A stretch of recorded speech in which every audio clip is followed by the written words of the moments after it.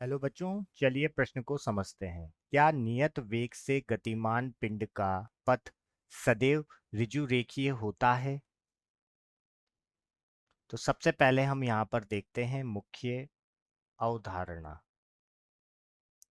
अवधारणा तो किसी भी, अगर हम बात करें, कोई भी अगर वेग की अगर बात करें हम, तो वेग क्या है? एक सदिश राशि है। वेग एक सदिश राशि है और सदिश राशि में दो चीजें होती है। एक तो होता है मान या फिर हम कहते हैं परिमाण, और एक होता है उसकी दिशा। तो अगर किसी भी सदिश राशि को अगर हमें चेंज करना है तो वहां पर या तो उसका मान चेंज हो जाए या उसकी दिशा चेंज हो जाए। तो वेग में परिमाण सिर्फ क्या होता है? चाल होती है। और दिशा अगर यहाँ पर बदलती है तो वेग भी क्या हो सकता है? बदल सकता है। हम इसी मुख्य अवधारणा से हम प्रश्न का उत्तर देंगे और इसे हल करेंगे। तो अगर मैं यहाँ पर बात करूं, सर्वप्रथम हमें क्वेश्चन में कहा गया है कि अगर कोई नियत गति से बढ़ रहा है, अगर कोई नियत वेग से बढ़ रहा है, तो गतिमान पथ को सदैव ऋजु रेखीय होता है। तो सर्वप्रथम हम एक रेखीय पथ की बात करते हैं। तो मान लेते हैं कि इस एक्स अक्ष के समांतर कोई वस्तु यहाँ पर, जैसे कोई मोटर गाड़ी है, वो चल रही है।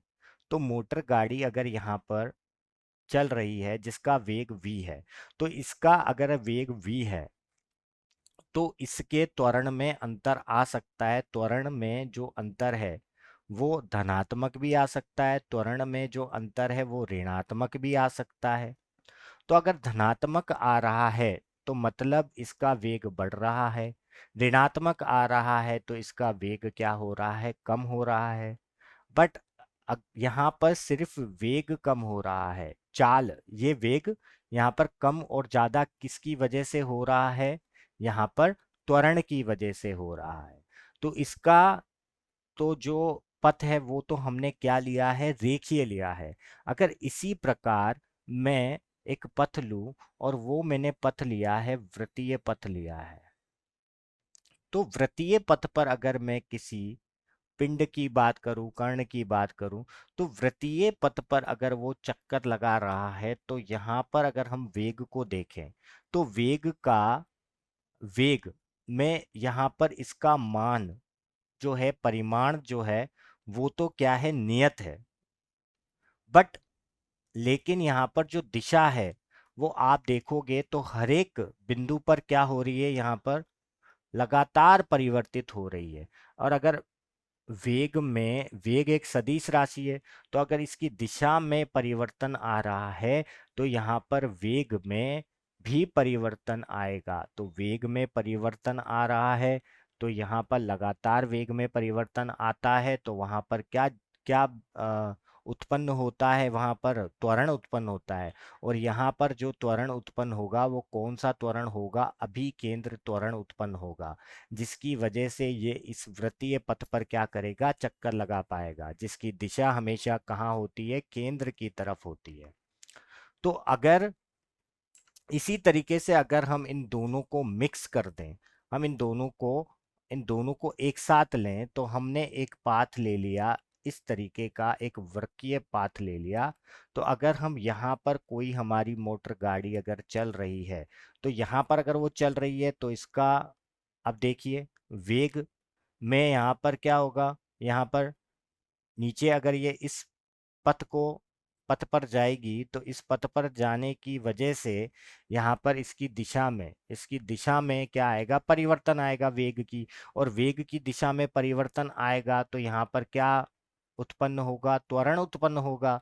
अगर कहीं पर ये रेखीय चल रही है तो वेग अगर इसका नियत है, नियत वेग से चल रही है, तो ये हमेशा देखोगे आप कि यहाँ पर इसका जो पथ होगा वो क्या होगा? रेखीय होगा। तो मतलब जब अगर कोई भी वस्तु अगर किसी रेखीय पथ पर चलती है तो उसका वेग नियत हो सकता है, मगर अगर उसके वेग वेग नियत है तो पथ वहां पर रेखीय होगा। पर पथ रेखीय है तो वेग नियत हो ये जरूरी नहीं होता। तो इस प्रश्न का जो उत्तर होगा वो होगा, सत्य है कि नियत नियत वेग से गतिमान गतिमान पिंड का पथ ऋजु रेखीय होता है, रेखीय होता है।